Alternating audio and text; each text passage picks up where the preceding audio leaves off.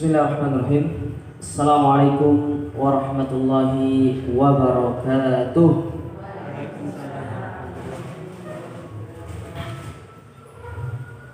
Innal hamdalillah nahmaduhu wa nasta'inuhu wa nastaghfiruh wa na'udzu billahi min shururi anfusina wa min sayyiati a'malina.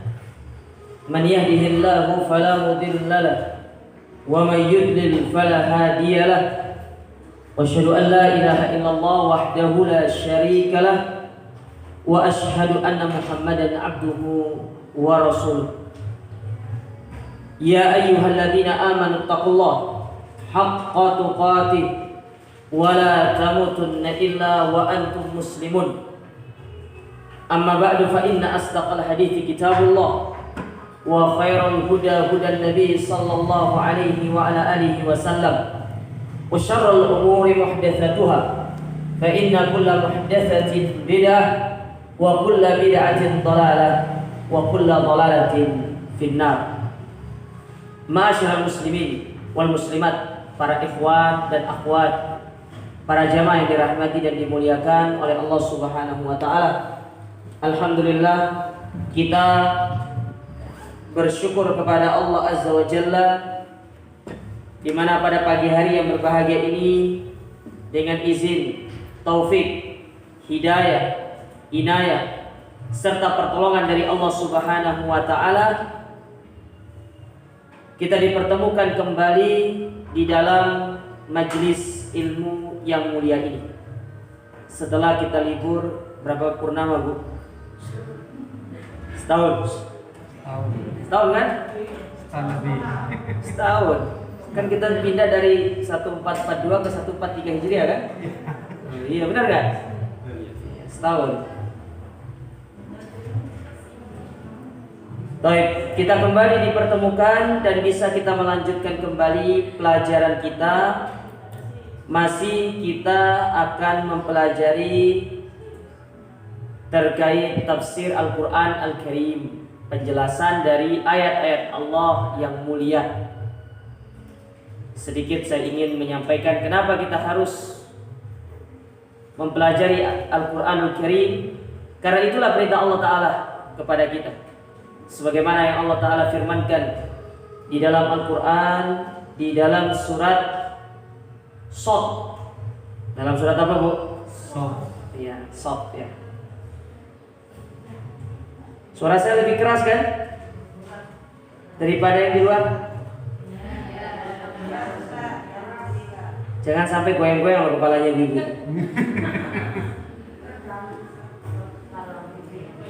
Ini ditutup aja. Aslinya bisa nyalakan nggak ya? Ditutup aja biar nggak masuk aninya. Apa namanya? Ini darurat soalnya. Mungkin aslinya tidak boleh dinyalakan, tapi karena darurat ya. Ad-daruratu tubihul mahdurat. Itu ditutup aja.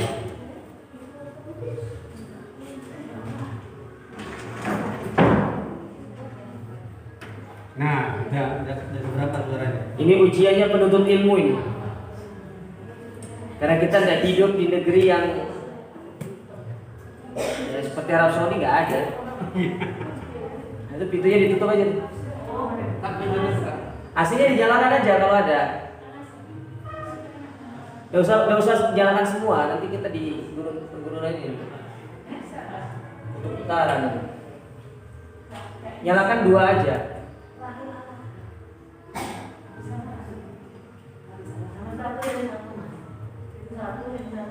Ya.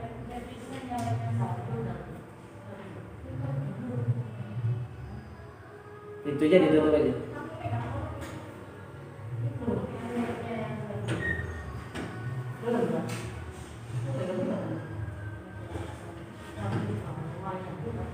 Nah, lumayan kan?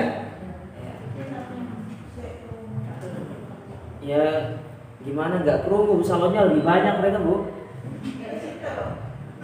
Kita cuma berapa?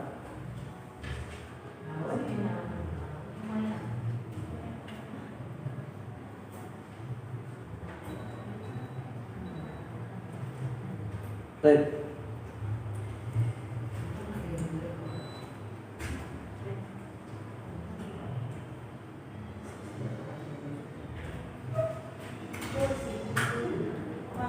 Kembali kita akan melanjutkan kajian tafsir kita. Dan kenapa kita harus mempelajari tafsir? Sebagai bentuk pengamalan dari firman Allah Ta'ala dalam surat Shad pada ayat yang ke-29, di mana Allah Ta'ala berfirman, Kitabun, itulah Al-Quran, Anzalnahu ilaika mubarakun, yang kami turunkan kepadamu wahai Muhammad. Bagaimana sifat dari Al-Quran itu? Mubarak. Bukan Ustaz Mubarak ya. Ustaz Mubarak minggu depan. Tapi kalau ibu dengar suara saya sama Ustaz Mubarak sama, Bu. Iya. Sama. Ya, cuma beliau lebih serak-serak banjir aja. Cuma jangan dilaporkan, Bu ya. Ini saya dipanggil kan. Ya. Mubarakun. Apa arti mubarak? Penuh keberkahan. Makanya orang-orang yang belajar Al-Quran itu mendapatkan banyak sekali keberkahan. Termasuk diantaranya adalah mempelajari tafsir dari Al-Quran. Banyak keberkahan yang kita dapat. Liyadabbaru ayatihi. Tujuannya apa? Untuk kita mentadabburi ayat-ayatnya. Jadi bukan sekedar diturunkan lalu dibiarkan begitu saja, dipelajari. Itulah pentingnya harus mempelajari tafsir Al-Quran. Karena dari tafsir itulah kita bisa memahami maksud dan tujuan dari satu ayat di dalam Al-Quran. Waliyatadzakkaru ulul albab, dan sebagai pengingat bagi mereka-mereka yang berakal. Nah, ini salah satu tujuan kenapa kita harus mempelajari Al-Quran, mempelajari tafsir Al-Quran. Dan tidak bosan-bosan saya ingatkan, jangan sampai kita futur. Sekali absen, insya Allah selamanya, bukan selamanya, akan lebih mudah untuk absen lagi berikutnya. Betul tidak? Oh iya. Sekali nggak kajian, pasti akan ada alasan-alasan lain untuk tidak kajian. Makanya khusus hari Ahad ibu kosongkan, belajar ke sini. Masa 7 hari nggak ada waktu yang bisa dipakai untuk belajar? Sesibuk apa ibu ini? Hah? Berapa anaknya? 4 ya? Hah? 3. Saya, istri saya baru 1. Hah? Ya ibu tahu lah. Nanti kita cari lagi. Jadi tempat tinggal maksudnya. Ibu ini suka aneh-aneh aja. Baik. Sekarang kita akan mempelajari tafsir surat apa, Bu? Surat An-Nasr. Ya, ini terakhir kita kemarin itu pada surat Al-Masad. Sekarang kita akan masuk ke dalam tafsir surat An-Nasr. Apa arti An-Nasr? An-Nasru, pertolongan. Dan kata-kata Nasrun itu banyak sebenarnya di dalam Al-Quranul Karim. Salah satunya di dalam surat ini, Idza jaa nasrullahi wal fath. Banyak. Inna nasrullahi qarib. Sesungguhnya pertolongan Allah itu sangat banyak. Nanti ibu cari nanti. Ya, ada berapa kata-kata An-Nasr dalam Al-Quran itu banyak disebutkan. Salah satunya dalam surat An-Nasr. Baik. Surat An-Nasr ini termasuk ke dalam kategori surat surat apa? Makkiyah atau Madaniyah? Madaniyah. Karena surat ini diturunkan setelah Nabi melakukan apa? Hijrah. Meskipun surat ini diturunkan di mana? Di kota Makkah. Karena hitungan surat itu bukan di kotanya, tapi sebelum dan setelah Nabi berhijrah. Itu sudah saya sebutkan pada pertemuan kapan itu? Pertemuan awal-awal dulu, jangan sampai lupa. Ya, nanti ada ujian tengah semesternya. Hah? Ya nggak apa-apa ngerpek, tapi ngerpek yang cerdas. Jangan sudah ngerpek salah lagi. Nah, itu sudah kita sebutkan di bab awal dulu ketika kita belajar tentang pengantar ilmu tafsir, betul tidak? Kita sebutkan surat itu pembagiannya ada dua, ada surat Makkiyah, ada surat Madaniyah. Umumnya surat-surat Makkiyah itu berbicara tentang hari kiamat, tentang mukjizat, dan tentang keotentikan dari Al-Quran. Berbicara tentang 3 perkara itu.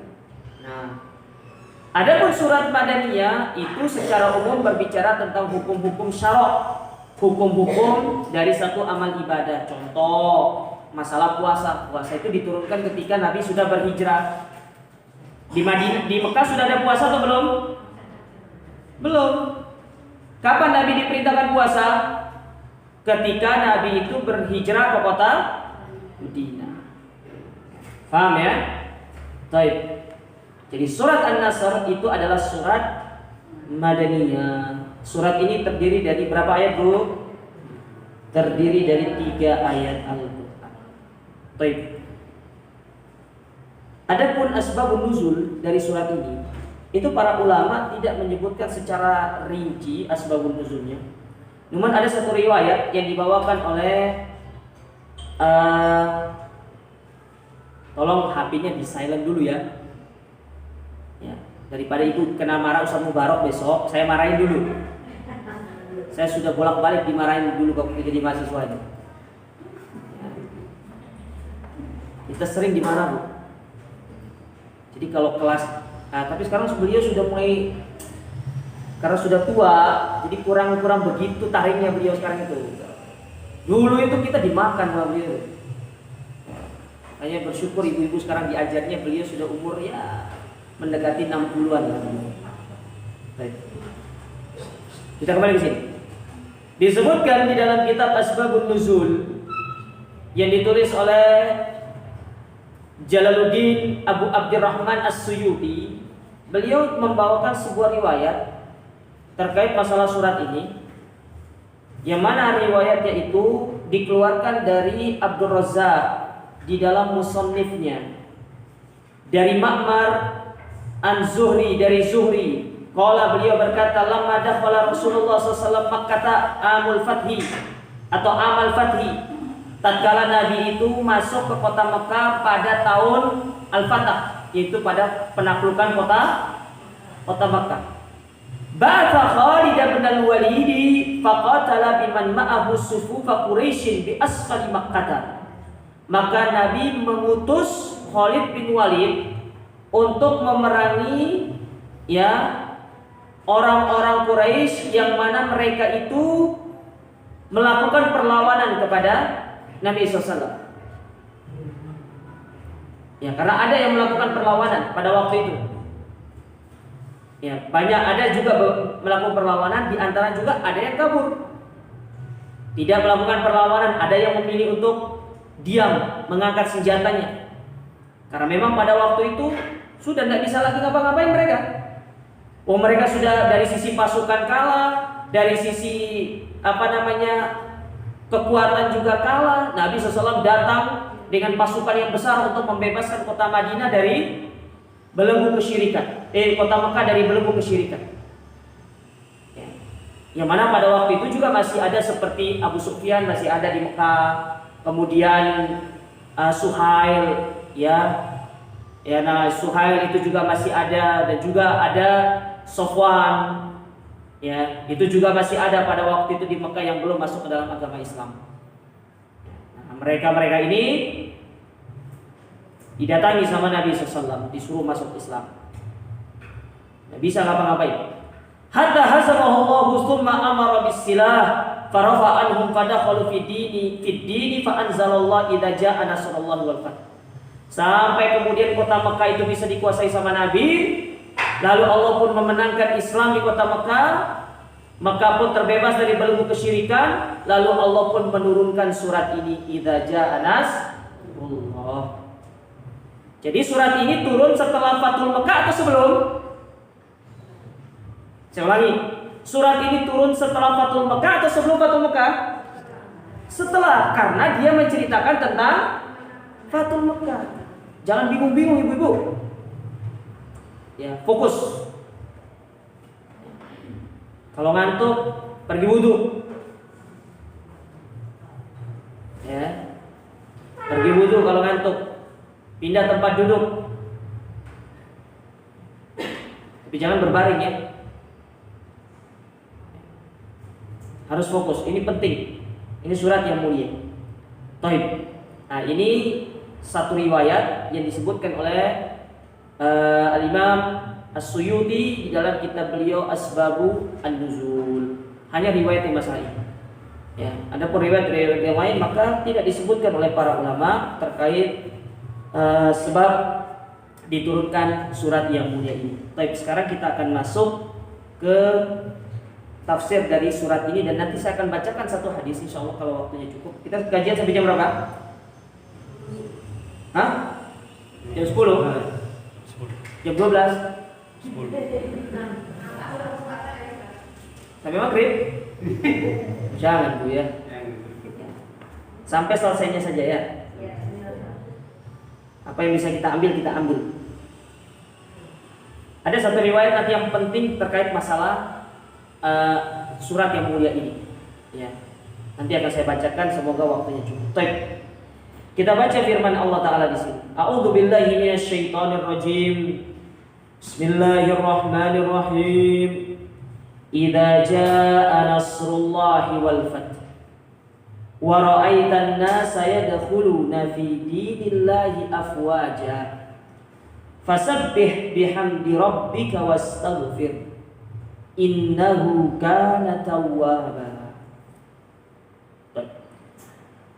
Allah Subhanahu wa taala berfirman, idza jaa nasrullahi wal fath. Apabila, idza itu artinya apabila. Apabila telah datang pertolongan Allah dan al-fath, yaitu kemenangan, pembebasan kota Makkah. Apa maksudnya ayat ini? Dikatakan oleh Syekh Muhammad bin Shalih Al-Utsaimin, al-khitab lin Nabi sallallahu alaihi wasallam. Ayat pertama ini itu lawan bicaranya Nabi. Jadi ayat-ayat yang pertama ini Allah Subhanahu wa taala atau secara umum surat ini itu Nabi Allah mengajak Nabi berbicara secara langsung. Langsung kepada Nabi lawan bicaranya.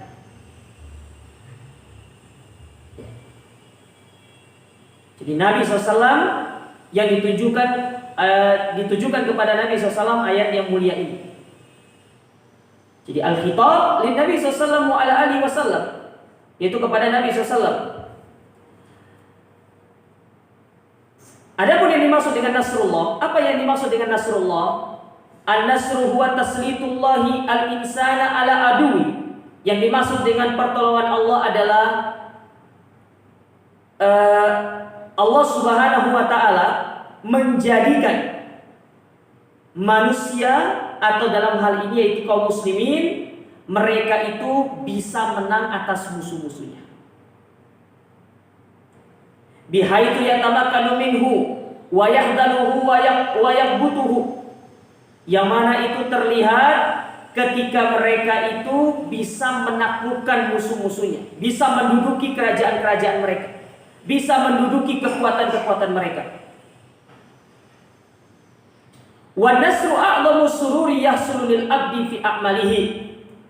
Dan kemenangan atau pertolongan Allah ini merupakan kebahagiaan yang terbesar yang didapatkan oleh seorang hamba, terutama tatkala dia beramal. Kita itu butuh pertolongan Allah jemaah dalam kita beramal. Tanpa pertolongan dari Allah Ta'ala, kita tidak akan mampu bisa melakukan amal ibadah. Begitu pula dalam hal yang lain, terutama dalam masalah jihad, dalam masalah kita berperang, melawan hawa nafsu, misal melawan musuh-musuh yang baik itu yang terlihat maupun tidak terlihat. Kita butuh akan pertolongan Allah Ta'ala. Tanpa pertolongan Allah, kita itu tidak ada apa-apanya. Maka coba lihat, ketika perang Badar, apa yang dilakukan oleh Nabi SAW? meminta pertolongan kepada Allah. Ketika ada sahabat yang datang mengabarkan kepada beliau kondisi pasukan perang pasukan Quraisy, bahwasanya mereka datang dengan persenjataan yang lengkap, pedang begini, panah begini, kudanya sekian, baju besi sekian. Sementara Nabi ketika perang Badar hanya seadanya. Karena tujuannya bukan untuk perang waktu itu, untuk mengambil harta yang sedang dibawa oleh Abu Sufyan. Tapi Allah berkehendak lain. Allah menginginkan peperangan terjadi. Karena di situ nanti Allah ingin menunjukkan kebesaran Allah, ingin menunjukkan pertolongan Allah Subhanahu wa taala kepada kaum muslimin. Bahwasanya pertolongan Allah itu ada. Tidak hanya sekedar bualan, tidak hanya sekedar angan-angan, tidak hanya sekedar imajinasi. Benar pertolongan Allah itu ada. Maka ketika dikabarkan Nabi SAW, datang itu sahabat, oh begini. Nabi bilang sama Abu Bakar, ana mau masuk ke tenda dulu. Apa yang dilakukan oleh Nabi? Berdoa, minta pertolongan kepada Allah. Akhirnya apa yang terjadi? Allah pun mengutus para malaikat untuk membantu kaum muslimin mengalahkan mereka orang-orang Quraisy. Nah, kita butuh pada pertolongan Allah. Lebih-lebih di zaman sekarang ini. Zaman di mana kaum muslimin mereka menjadi mangsa yang sangat lezat bagi agama-agama yang lain. Kalau kita berbicara skop dari dalam kita, betapa kita lihat dakwah salafiyah ini menjadi ancaman atau menjadi mangsa yang lezat bagi mereka-mereka yang tidak senang terhadap dakwah yang mulia. Kita didiskreditkan, kita diginikan, kita disebutkan begini. Kemarin terakhir masalah Syekh Albani dikritik. Kan begitu kan? Yang mengkritik apa andilnya terhadap agama Islam? Tidak ada. Hanya dia bergerakkan doktor, hanya karena dia memiliki pamor di dalam sebuah universitas. Siapa ini? Bagaimana beliau memberikan waktu, bahkan hampir seluruh jiwa beliau korbankan untuk agama Islam yang mulia.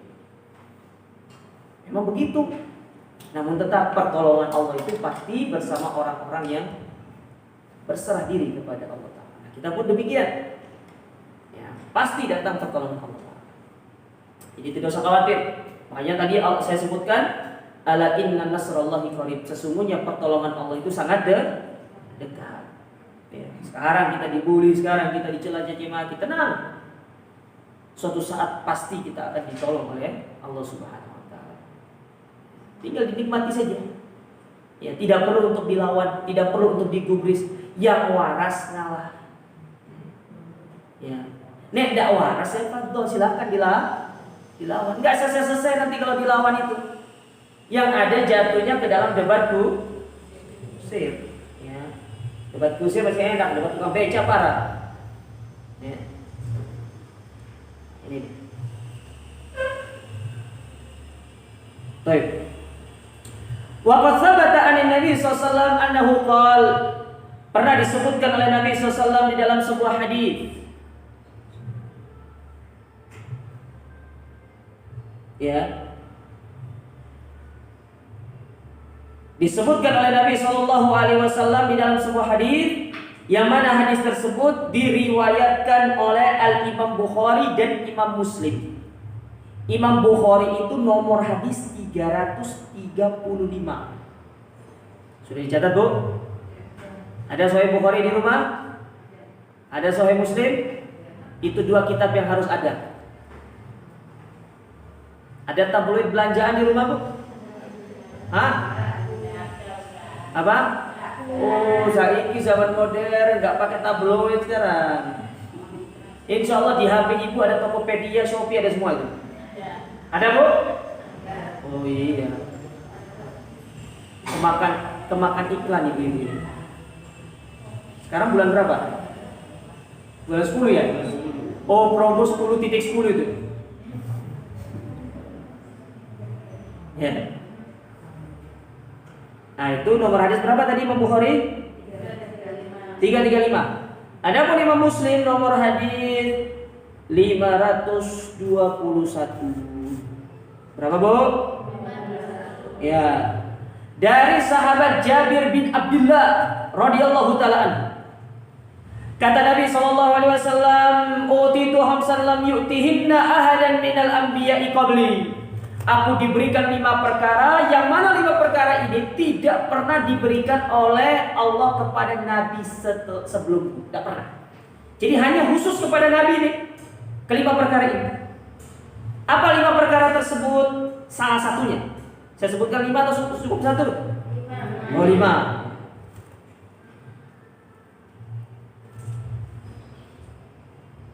Yang pertama, nusirtu birru'bi masirata syahrin. Aku dimenangkan oleh Allah sebelum perang itu 1 bulan perjalanan. Jadi musuh dengar Nabi mau perang mencret ya. Kita dengar musuh mau perangi kita, kita yang mencret. Kebalik ya. Musuh dengar Nabi mau perang ini, baru ngirim surat saja. Lihat bagaimana ketika Nabi ngirim surat kepada Heraklius. Yang mana surat itu dibawa oleh seorang sahabat yang bernama Abdullah bin Hudzafa As-Sahmi.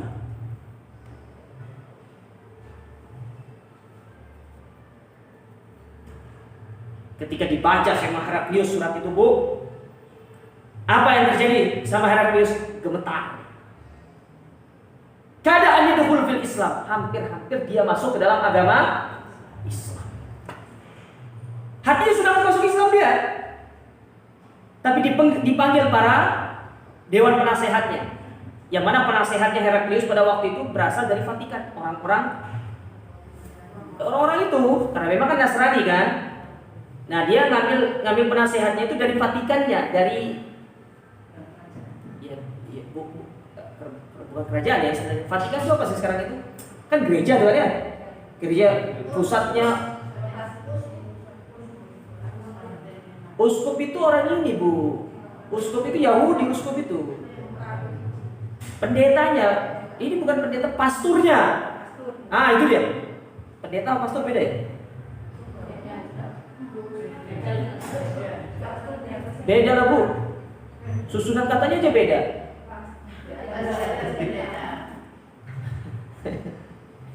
Ya. Dia waktu itu Nasrani, Katolik. Romawi itu afiliasinya Katolik, bukan Protestan. Ya. Nah, dipanggil ini dewan penasehatnya, ditanya sama Heraklius, bagaimana menurut kalian? Kalau begini, pokoknya diberikan gambaran ke arah Islam. Ya. Diam dia. Para pendetanya itu, para dewan penasehatnya itu, tidak setuju dengan apa yang disampaikan Heraklius. Lalu ketika dia selesai ngomong, Heraklius itu apa katanya? Aku bercanda, aku ingin menguji kesetiaan kalian. Takut juga dia itu. Ketika dia menyampaikan itu, takut kalau kerajaannya itu akan hilang. Tapi sudah ada rasa takut dalam diri dia. Sehingga ketika surat itu dibaca sama Heraklius, dipanggillah Abu Sufyan yang pada waktu itu ada di Palestina, yang ada di Syam pada waktu itu, dipanggil untuk menghadap siapa yang paling dekat nasabnya kepada Muhammad ini. Di akhir dialog itu apa kata Heraklius? Kalau benar orang yang kau katakan itu adalah nabi sesuai dengan ciri-ciri yang aku tanyakan kepada engkau, maka suatu saat dia akan berdiri di tempat ini. Dan itu terjadi. Dan itu ditaklukkan di zamannya Umar ibnul. Dia sudah takut duluan nih. Padahal belum perang. Padahal perangnya di zaman siapa? Zaman Umar. Tapi sudah memang ada penyerangan di zamannya Nabi SAW itu. Cuma penyerangannya itu tidak seekspansi di zamannya Umar. Yang mana pada waktu saking dahsyatnya peperangan itu sampai mengutus Khalid bin Walid untuk datang dari Persia menuju ke Romawi kepada Syam pada waktu itu untuk mengalahkan pasukan Romawi. Baik. Itu yang pertama. Yang kedua, apa yang diberikan kepada Nabi SAW? Ju'ilat li al-ardu masjidan wa tahuran, fa ayyuma rajulan min ummati adrakathu sholatu falyusalli.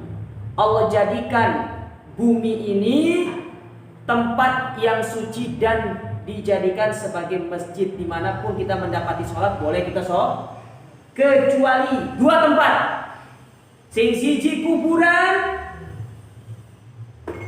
yang lainnya di kamar mandi.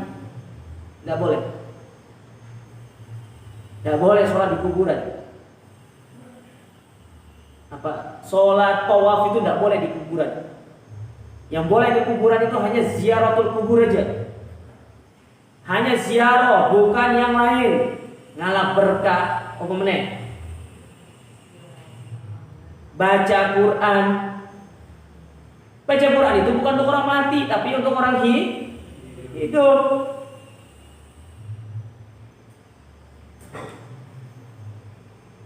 Apalagi sambil tenteng ceret bawa air untuk apa? Disiram kuburannya.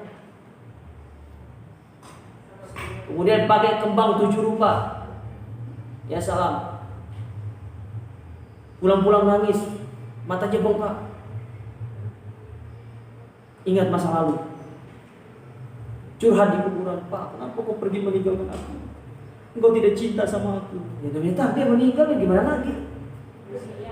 Hah? Apa Bu? Makanya kenapa wanita itu tidak terlalu dianjurkan untuk ziarah? Baper orangnya.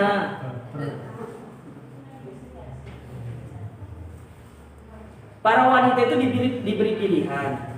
Kalau ingin menikah lagi silakan. Kalau suaminya sudah meninggal ya. Tapi kalau ingin bersama suaminya di surga, silakan bersabar untuk menanti.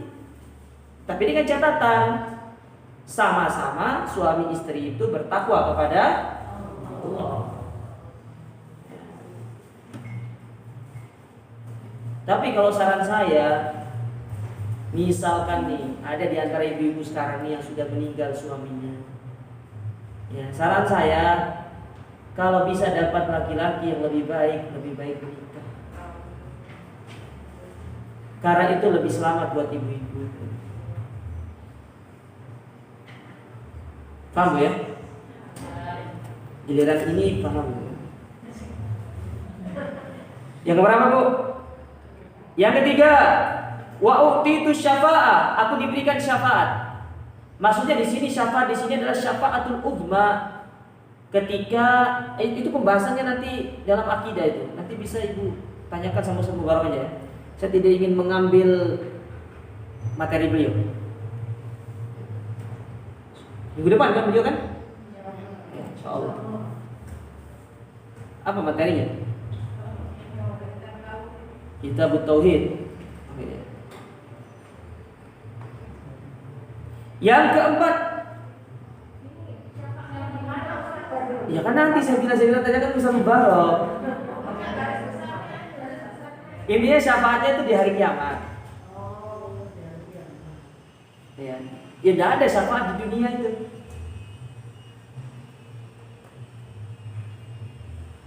Yang berapa lagi nih? Yang keempat, wa uhillat li al-maghanim, dihalalkan bagiku apa? Ghanimah. Ingat, ghanimah itu kalau terjadi apa? Peperangan, jangan seperti anak pondok. Anak pondok itu lihat barang temannya, oh iki ghanimah iki. Dikirimi makanan sama ibu bapaknya, masuk ke dalam kamar, taruh di lemari. Oh, ghanimah rek. Dari orang teh. Ada nggak anak ibu yang seperti itu? Maksudnya yang sering cerita dimakan sama teman-teman gitu. Ya gitulah teman-teman itu memang gitu di pondok itu.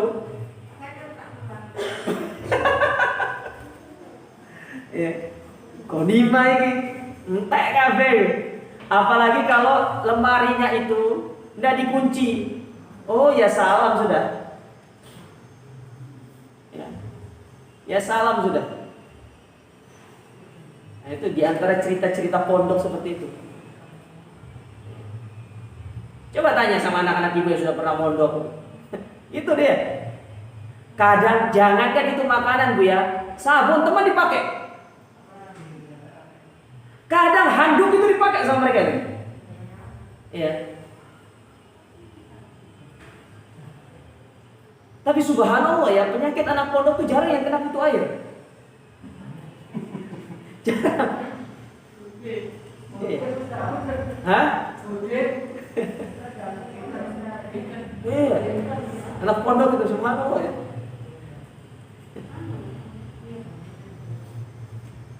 Cuma Cuma yang ibu harus bersyukur, setelah anak ibu masuk pondok, dia itu ikut gerakan GAM namanya. Tahu GAM? Bukan gerakan Aceh Merdeka, gerakan anti mubazir.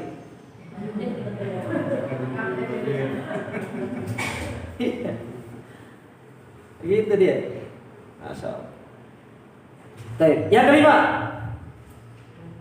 yang keempat tadi dihalalkan bagiku apa? Ghanimah. Itu terjadi karena perang ya. Kalau nggak perang nggak ada. Ghanimah itu adalah harta yang kita dapatkan dari musuh. Masuk ke dalamnya itu adalah seperti budak, itu juga bagian daripada ghanimah. Nah, perbudakan itu ada kalau terjadi peperangan. Ya, terjadi peperangan. Dan ingat, budak, saya ingin clearkan masalah budak dulu sedikit. Budak perempuan itu halal untuk digauli oleh tuannya laki-laki, tapi budak laki-laki tidak boleh digauli oleh tuannya yang perempuan tidak boleh. Tapi kalau laki-laki tuannya, budaknya perempuan halal untuk digauli. Kalaupun anaknya misalkan budak itu hamil, melahirkan, maka status anaknya itu merdeka mengikuti bapaknya. Ya. Baik. Sedangkan yang kelima, ya, wa kana Nabi SAW yub'atsu ila qaumihi khassa wa bu'itsu ila nasi amma. Kalau nabi-nabi yang lain itu diutus kepada kaumnya saja. Tapi kalau Nabi Muhammad diutus secara apa? Umum. Makanya Nabi Muhammad itu bukan hanya nabinya orang Arab, tapi juga non-Arab. Bukan hanya meskipun Nabi diturunkan di kota Mekah, diutus di kota Madinah, bukan hanya sekedar di Jazirah Arab saja, tapi kepada seluruh dunia. Dan itu berlaku untuk seluruh syariat. Jadi syariatnya itu kan ada itu sebagian orang yang ngomong itu, apalagi yang nyeleneh itu. Itu jilbab, itu cadar, itu tuh budayanya orang Arab katanya begitu. Oh, jelas-jelas Al-Quran itu menurunkan perintah untuk supaya istri Nabi dan wanita kaum muslimat pada waktu itu memakai Saya mau tanya sama ibu, berarti ketika Allah menurunkan ayat tersebut memerintahkan istri Nabi dan para kaum muslimat memakai jilbab, sebelumnya pakai jilbab atau belum? Belum. Berarti jilbab itu budaya Arab atau Islam? Logikanya kemana gitu loh? Kayaknya kurang ngopi itu. Kurang jauh ngopi nih. Kalau dibilang orang alim iya, orang cerdas, orang pintar, ngerti syariat juga iya, gelarnya juga profesor, tapi masih pintar anak-anak karoyan. Bukan promosi ya. Betul tidak? Subhanallah. Inilah. Ya. Tapi, nah inilah yang ya sekiranya untuk perlu untuk kita pahami dengan sebaik-baiknya. Baik. Itu tafsir ayat yang pertama. Bahwasanya Nasrullah itu adalah pertolongan Allah untuk dimenangkannya seorang hamba dari musuh. Kemudian Allah Ta'ala berfirman, wa ra'aitan nasa yadkhuluna fi dinillahi afwaja. Dan engkau melihat manusia masuk ke dalam agama Allah afwaja, secara berbondong-bondong. Apa maksudnya ayat ini?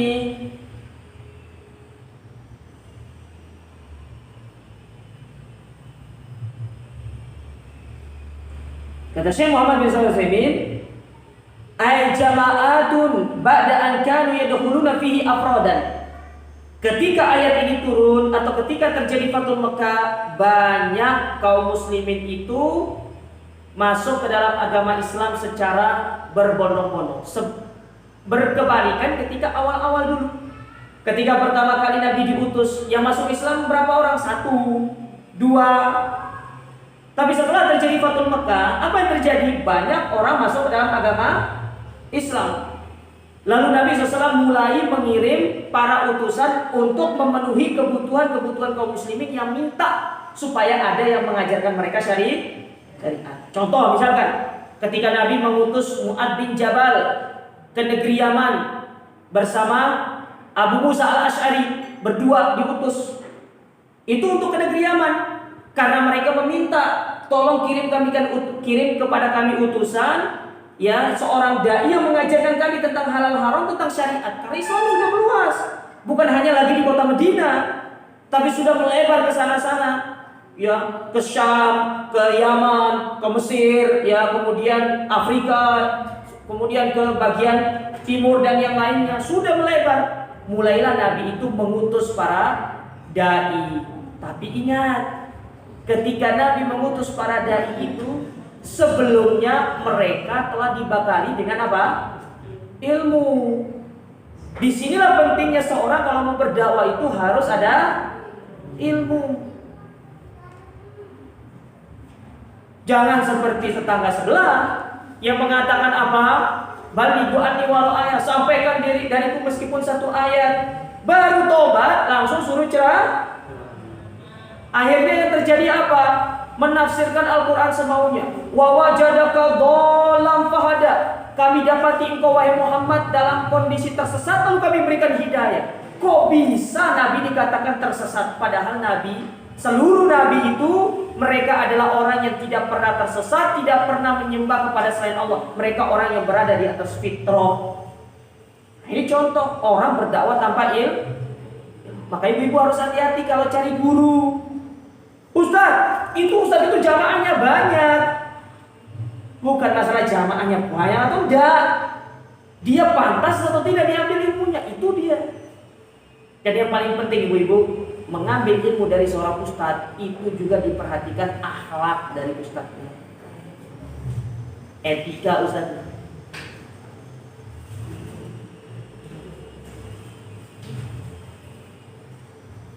Kadang ada sebagian dai yang kata-katanya itu kotor sekali. Saya kurang cocok dengan dai seperti itu. Karena Nabi SAW adalah orang yang terkenal memiliki perkataan yang lembut. Betul atau tidak? Betul kan?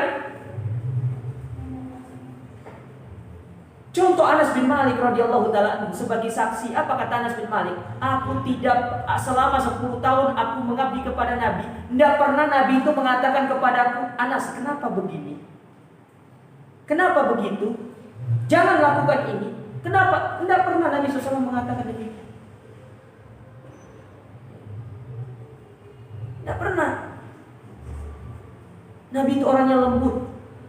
Pernah satu ketika Anas itu disuruh pergi ngantar sesuatu oleh Nabi SAW. Namanya anak kecil, ya, anak cilik, ketemu sampai konco-konconya di jalan. Dolanan ikut melu dolan dia main sama temennya. Ditanya sama Nabi SAW kepada yang lainnya, lihat Anas enggak? Enggak. Ditanya yang lain, ada anak, lihat Anas bin Malik enggak? Oh, di sana itu lagi main sama teman-temannya. Bukan main bal-balan dia. Lagi main. Datang Nabi SAW kepada Anas bin Malik. Coba kalau ibu-ibu lihat anaknya lagi main, disuruh pergi beli misalkan ke, ya, tolong pergi ke Indomaret bentar, beli ini. Ternyata belok dia main dulu. Enggak balik-balik area ini. Ya, dicari ternyata lagi main. Pasti ibu itu ngamuk-ngamuk, anak ini begini. Apalagi sebagian orang tua kadang-kadang suka bilang sama anaknya, anak nggak tahu diri begini. Ya. Akhirnya karena ibu marah dalam kondisi seperti itu doa diaminkan malaikat, maka jadilah anaknya justru lebih apa? Lebih parah. Ya, harusnya ibu kalau lagi dalam kondisi marah, ibu doakan yang baik-baik. Anak ini coba pergi sana ke Darul Hijrah jadi imam gitu kan. Pergi sana ke Mekah sana jadi imam gitu. Pernah dengar kisahnya Syekh Sudes kan? Ya. Nabi SAW tidak marah. Malah Nabi diam, tiba-tiba Anas balik, minta maaf ya Rasulullah, maaf aku belum melakukan pekerjaanku. Kata Nabi SAW, kalau kamu sudah selesai melakukan pekerjaanmu, sudah tidak apa-apa kamu mau main, tapi selesaikan dulu tuh tugasmu, baru setelah itu kamu main. Lihat akhlak Nabi SAW. Dan ini yang harus kita miliki, ini yang harus kita ambil dari Nabi SAW. Kita harus menghiasi diri kita dengan akhlak yang mulia. Karena Nabi SAW pernah bersabda kepada Aisyah radhiyallahu taala anha, inna rifqa la yakunu fi syai'in illa zana wa la yunza'u min syai'in illa syana. Sesungguhnya kelembutan akhlak ketika ada dalam diri seseorang, itulah yang akan memperindah orang tersebut. Tapi sebaliknya, ketika orang itu melepas baju akhlaknya, melepas etikanya, melepas tata krama dari dirinya, adab-adab Islam dari dirinya, itulah yang akan menyebabkan dia hina di hadapan masyarakat. Ini Nabi SAW yang menyuruh kita demikian. Ya. Baik, kita kembali ke ayat ini. Nah, diutus ada yang masuk Islam. Ya, banyak yang masuk Islam, tidak bisa dibendung. Ya, luar biasa animo mereka, apalagi ketika Nabi mengumumkan untuk haji. Banyak yang datang untuk berangkat haji. Hampir seluruh sahabat di kota Madinah itu berangkat haji bersama Nabi SAW, karena itu merupakan haji perdana dan haji terakhir Nabi SAW, yaitu pada tahun ke-9 Hijriah. Nabi haji pertama, kemudian haji terakhir. Makanya disebut dengan haji apa?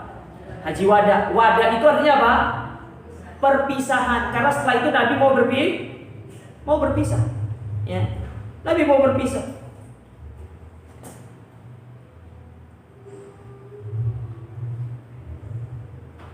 Wala yadkhulu fihi al-insanu fi ba'di ahwali illa mukhtafiyan.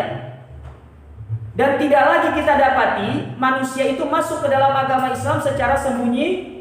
Dulu kan harus sembunyi. Bayangkan Bilal saja tidak ditahu masuk Islam oleh siapa? Siapa tuannya Bilal? Hah? Gak tahu ini. Hah? Siapa? Ayo, siapa ayo?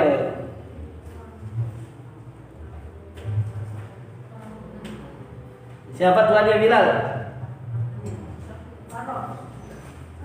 PR sudah itu. Tanya Ustaz Fadlan. Waraqah bin Nawfal. Hah? Waraqah itu meninggal sebelum Nabi diutus. Sementara Bilal kan masuk Islam setelah Nabi Ayo. Nanti dicari ya. Bilal. Bayangkan Bilal masuk Islam, nggak ditahu sama tuannya. Nggak ditahu.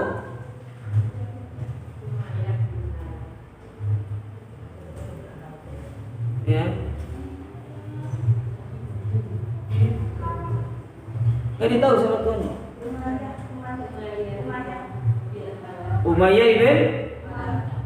Umayyah bin Khalaf. Itu nama tuannya. Umayyah bin Khalaf. Apa kunianya? Itu searching ya? Browsing ya?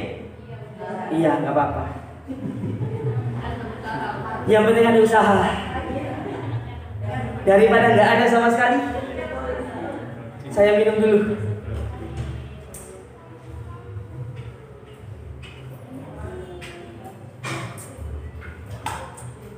Masa ibu nggak tahu kunyanya Ibu Umayyah bin Khalaf? Astaga. Coba di searching, coba dibaca, itu ada. Ada Bu.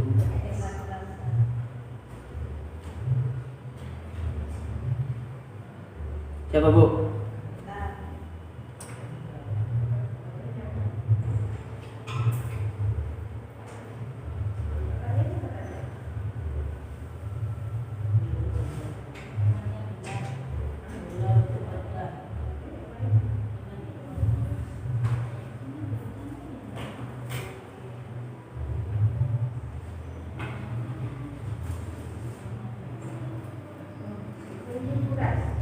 Hah? Iya, pemimpin Quraisy. Siapa nama kunyanya? Nggak tahu.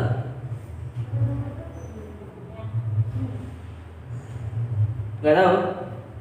PR. Bulan depan saya periksa. Hah? Baik, kita lanjutkan. Sampai mana tadi? Oh iya.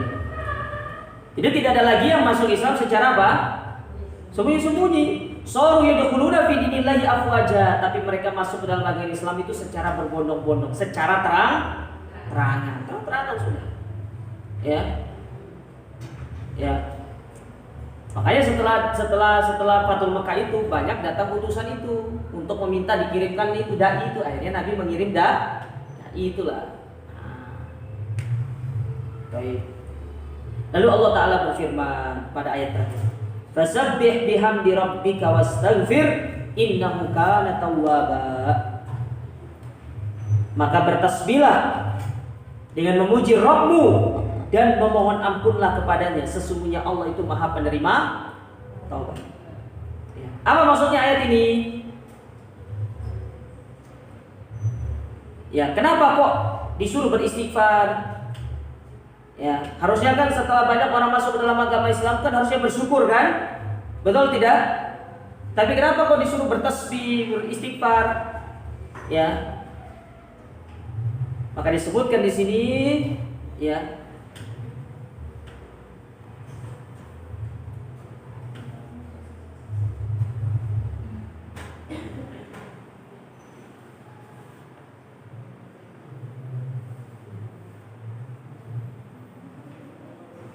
Wa hadza nadhiru qoulihi ta'ala.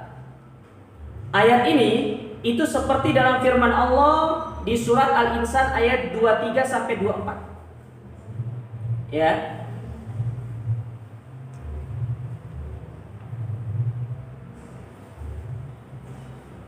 Di mana Allah Ta'ala berfirman, "Inna nahnu nazzalna 'alaikal Qur'ana tanzila." Sesungguhnya kami telah menurunkan Al-Qur'an kepadamu dengan sebenar-benarnya. Fasbir li hukmi rabbik. Maka bersabarlah atas hukum Rabbmu. Ya. Kata Syekh, ayat ini itu semakna dengan surat Al-Insan ayat yang ke-23 sampai 24. Harusnya ketika Allah menurunkan Al-Qur'an bukan disuruh sabar, harusnya disuruh bersyukur. Sama ketika ada orang masuk Islam, Nabi bukannya malah disuruh bersyukur, tapi justru disuruh untuk apa? Beristighfar dan memuji atau bertasbih kepada Allah Subhanahu wa taala. Ya. Maka kata Syekh di sini ya. Kenapa Nabi Shallallahu alaihi wasallam diperintahkan untuk bertasbih dan beristighfar kepada Allah? Dikarenakan sebentar lagi beliau akan meninggal dunia. Sebentar lagi beliau akan meninggal dunia. Disuruh untuk banyak bertasbih, disuruh untuk banyak beristighfar kepada Allah. Bayangkan jemaah, Nabi saja disuruh beristighfar, padahal dosa-dosanya Nabi telah diampuni. Ya. Dosa Nabi telah diampuni kan, betul tidak? Tapi tetap disuruh apa? Beristighfar. Terus bagaimana dengan kita yang dosa-dosanya itu belum tentu diampuni sama Allah Ta'ala? Ya. Bagaimana dengan kita? Maka kita harus lebih utama untuk beristighfar kepada Allah Subhanahu wa taala. Ya.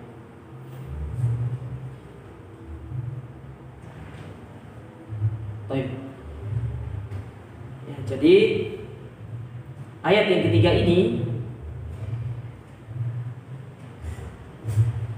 Allah perintahkan kepada Nabi SAW untuk bertasbih dan beristighfar sebagai pertanda bahwasanya beliau itu akan meninggal dunia sebentar lagi.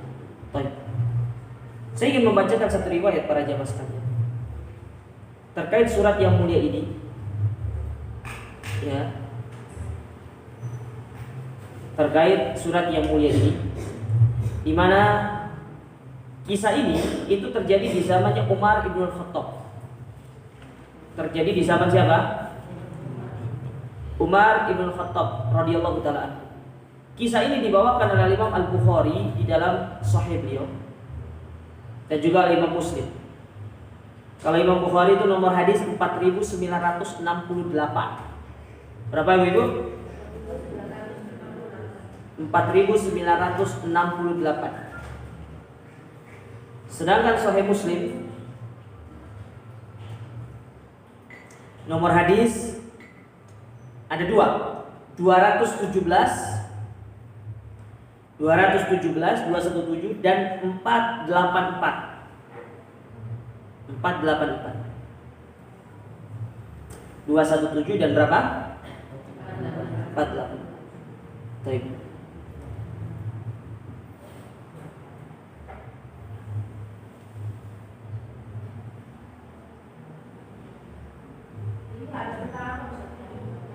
Hah?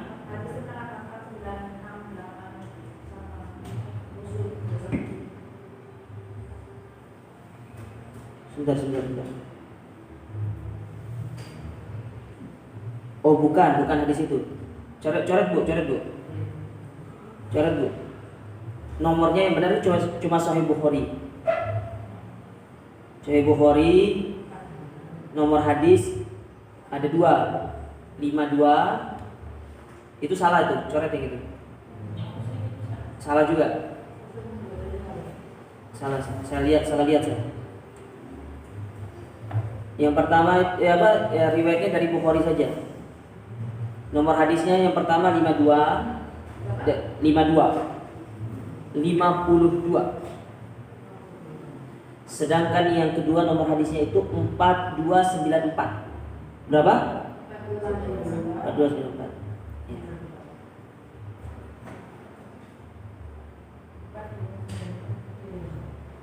Baik. Nah, hadis ini menceritakan tentang tafsir dari surat ini. Yang mana para sahabat itu hampir salah di dalam menafsirkan. Bukan semua ya, hampir sebagian besar sahabat itu salah memaknai ayat yang mulia ini. Nah, Umar itu ingin memperlihatkan kepada sahabat yang senior ini bagaimana Abdullah ibnu Abbas memahami ayat yang mulia ini. Paham ya? Paham Ibu? Paham tidak? Saya ulangi. Hadis yang akan kita bacakan ini yaitu bercerita tentang surat An-Nasr ini, yang mana hampir sebagian besar para sahabat itu kurang memahami makna dari surat ini. Ya.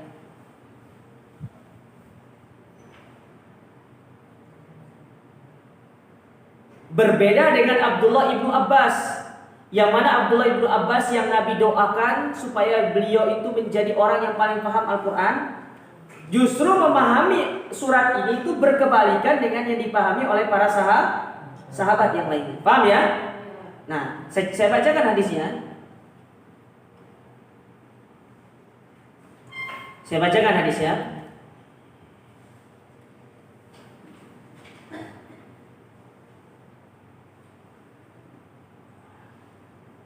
Ini diceritakan oleh Abdullah ibnu Abbas sendiri. Beliau pernah mengatakan, "Fajama'a kibarul muhajirin wal ansar fi yaumin minal ayyam." Maka Umar itu mengumpulkan para pembesar-pembesar sahabat baik dari kalangan muhajirin maupun ansar pada satu hari. Wa ma'ahum Abdullah ibnu Abbas, dan di antara para sahabat-sahabat itu ada Abdullah ibnu Abbas. Yang mana pada waktu itu Abdullah ibnu Abbas itu masih muda. Sedangkan yang dikumpulkan oleh Umar bin Khattab ini adalah para sahabat yang senior, yang sudah senior, pokoknya pembesar-pembesar sahabat. Karena pada waktu itu Abdullah ibnu Abbas itu kalau nggak salah umurnya baru 20-an tahun lah, masih muda. Tapi keilmuannya itu sudah mengalahkan umur yang sebeh. Ya. Ini menunjukkan apa? Orang itu ya mulia bukan hanya karena faktor usia, tapi faktor keilmuannya. Dikumpulkan. Wa qala lahum, maka Umar pun mulai bertanya kepada para sahabat yang senior. Ya. Ma taquluna fi hadhihi surah idza jaa nasrullahi wal fath? Apa pendapat kalian terkait surat idza jaa nasrullahi wal fath? Ditanya. Menurut kalian apa sih maksud dari surat itu? Apa yang kalian pahami dari surat yang mulia itu? Maka para sahabat pun mengatakan, qala ba'duhum amarona an nahmadallaha wa nastaghfiruhu idza nasorna wa fataha alaina. Sebagian sahabat mengatakan surat itu memerintahkan kepada kami untuk memuji Allah, beristighfar kepadanya apabila telah datang kemenangan dan Allah membebaskan kota Mekah. Ini sebagian mengatakan demikian. Ya. Jadi maksudnya kita disuruh istighfar, disuruh memuji Allah karena Allah sudah menyelamatkan kita, membebaskan kota Mekah, sudah memenangkan kita. Wa qala ba'duhum, sedangkan sebagian yang lainnya mengatakan la nadri, kami tidak tahu. Sebagian menjawab yang tadi, sebagian mengatakan lagi kami tidak tahu. Wa lam yaqul ba'duhum syai'an, dan sebagian sahabat yang lainnya tidak berani berkomentar. Jadi ada 3 orang, ada 3 apa? 3 kelompok. Kelompok yang pertama menjawab tadi kita diperintahkan beristighfar, diperintahkan memuji Allah karena kita sudah dimenangkan, sudah dimasukkan ke dalam agama Islam. Kota Mekah dibebaskan dari belenggu kesyirikan. Sedangkan golongan kedua mengatakan kami tidak tahu. Adapun golongan yang ketiga, mereka memilih untuk diam, tidak mengeluarkan komentar. Faqala, maka Umar pun mengatakan, "Mada taqulu ya Ibnu Abbas?" Wahai Ibnu Abbas, apa pendapat? Apakah pendapatmu sama dengan mereka? Ya. Apakah yang ingin kau sampaikan itu seperti yang disampaikan oleh kelompok yang pertama tadi? Bahwasanya surat ini menyuruh kita untuk beristighfar, memuji Allah Ta'ala? Maka apa jawaban Abdullah ibnu Abbas? Ya Amirul Mukminin, wahai Amirul Mukminin, huwa ajalu Rasulillah sallallahu alaihi wasallam a'lamahu Allahu lah. Surat itu berbicara tentang ajalnya siapa? Ajalnya Rasul. Ajalnya Rasul. Karena rentetannya kan dari selesai Fathul Mekah pada tahun ke-9 Hijriah, kemudian Nabi pada tahun ke-8 Hijriah, kemudian Nabi pun pergi untuk melakukan haji pada tahun 9 Hijriah. Sepulang Nabi melakukan haji, Nabi betul tidak? Apakah setelah itu turun surat lagi? Enggak, ingat, Ibu catat. Surat terakhir turun di dalam Al-Quran itu surat An-Nasr. Tapi ayat terakhir yang turun ayat di dalam surat Al-Maidah ayat yang berapa? Ayat 3. Bedakan ya. Bedakan, saya ulangi. Surat yang terakhir turun dari Al-Quran surat apa? An-Nasr. Karena setelah itu tidak ada surat yang secara utuh itu turun, tidak ada lagi. Hanya surat An-Nasr saja terakhir. Adapun ayat yang terakhir turun di dalam Al-Quran ayat apa? Al-Maidah ayat berapa? Ayat 3. Dan itu turun kapan? Ketika Nabi sedang berkhutbah di padang Arafah. Paham sekarang ibu-ibu? Paham tidak? Saya tanya ulang biar lebih mantap. Ayat yang terakhir turun ayat apa? Nah, saya baru balik ke pertanyaannya ini. Ulang. Pertanyaan saya, surat yang terakhir turun dalam Al-Quran surat apa? Surat An-Nasr. Sedangkan ayat yang terakhir turun ayat apa? Al-Maidah ayat 3. Setelah itu tidak ada lagi. Tidak ada lagi. Setelah surat itu turun, Nabi pulang ke Madinah untuk persiapan melakukan haji. Berangkat haji bersama para sahabat. Turunlah surat Al-Maidah ayat 3. Setelah itu apa yang terjadi? Nabi pulang sakit. Tidak ada lagi. Makanya Nabi kata Abdullah bin Abbas, surat itu menunjukkan tentang apa? Ajalnya Nabi. Maka Umar pun mengatakan menimpali perkataannya Abdullah ibnu Abbas tadi, wallahi ma a'lamu minha illa ma ta'lamu. Demi Allah tidak ada yang paling mengetahui tentang Al-Quran melainkan dirimu. Sampai Umar itu tidak percaya tentang ayat tersebut, surat itu. Ternyata itu maksud dari surat An-Nasr. Kan orang selalu fokusnya apa? Pada akhir suratnya kan? Kita disuruh istighfar, kita disuruh memuji Allah. Karena di situ coba ibu lihat ya. Di situ disuruh istighfar, disuruh untuk memuji Nabi SAW. Padahal kalau ibu perhatikan ayat itu yang diperintahkan siapa? Nabi, karena di situ hanya satu orang. Fasabbih bihamdi rabbik. Pakai K. Yang manakah itu adalah anta, kamu. Berarti Allah itu berbicara langsung kepada siapa? Kepada Rasul. Paham nggak maksud saya? Paham tidak? Kalau belajar bahasa Arab pasti ngerti. Ya. Di situ ka dipakai, tidak menggunakan kum atau tidak menggunakan bentuk jamak, tapi hanya satu. Berarti ayat ini secara khusus ingin Allah tujukan kepada siapa? Rasul, ingin ngabarin. Ya, mulai dari sekarang bertasbihlah, pujilah Allah, beristighfar atas dosa-dosamu. Allah Maha penerima taubat. Karena sebentar lagi engkau akan apa? Meninggal dunia. Karena kalau sudah bebas kota Mekah, apa lagi mau disampaikan? Nggak ada lagi kan? Tugasnya Nabi itu menyampaikan syariat secara sempurna. Kalau sudah tidak ada syariat yang disampaikan, apakah akan lanjut atau tidak? Tidak, meninggal sudah. Makanya ketika dalam kondisi sakaratul maut, Nabi itu disuruh pilih oleh Allah Ta'ala, engkau hidup selamanya di dunia atau ar-rafiq al-a'la. Nabi memilih, aku ingin bersama teman-temanku yang ada di langit. Itu paham tidak? Mengerti? Mengerti tidak? Jangan ngantuk loh Bu. Sambil makan nggak apa-apa. Hah? Baper?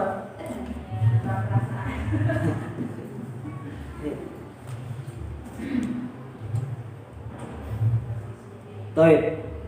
Ya. Nah, fatabayyana bidzalika fadlu Ibni Abbasin wa tamayyuzihi wa anna indahu minadz dzaka'i wal ma'rifah bi muradillahi azza wajalla. Maka dari sini ya terlihat sudah kecerdasan dari Abdullah ibnu Abbas. Dan semua itu tidak lain dan tidak bukan melainkan doa Nabi SAW kepada Abdullah bin Abbas. Allahumma faqihu fid din wa alimhu ta'wil. Ya Allah, ajarkan kepada ini tentang agama dan pahamkan dia tentang tafsir Al-Quran. Makanya kalau ibu baca tafsir Ibnu Katsir, paling banyak perkataan dinukil oleh Ibnu Katsir itu adalah perkataan Ibnu Abbas. Paling banyak. Hampir setiap ayat itu ada perkataan Abdullah bin Abbas dinukil sama Ibnu Katsir. Karena beliau adalah habru hadhil ummah. Beliau adalah penanya umat ini. Semua orang butuh kepada tafsirnya Ibnu Abbas. Nah, itu dia. Jadi surat ini pada hakikatnya berbicara tentang apa? Ajalnya Rasulullah. Paham ya? Tapi ini yang mungkin bisa kita ambil pada kesempatan yang berbahagia ini. Insyaallah pada pertemuan berikutnya kita akan masuk dalam surat apa? Surat Al-Kafirun. Yang mana Al-Kafirun itu artinya orang-orang. Tapi sampai di sini. Silakan kalau ada yang ingin bertanya, kami persilakan. Monggo.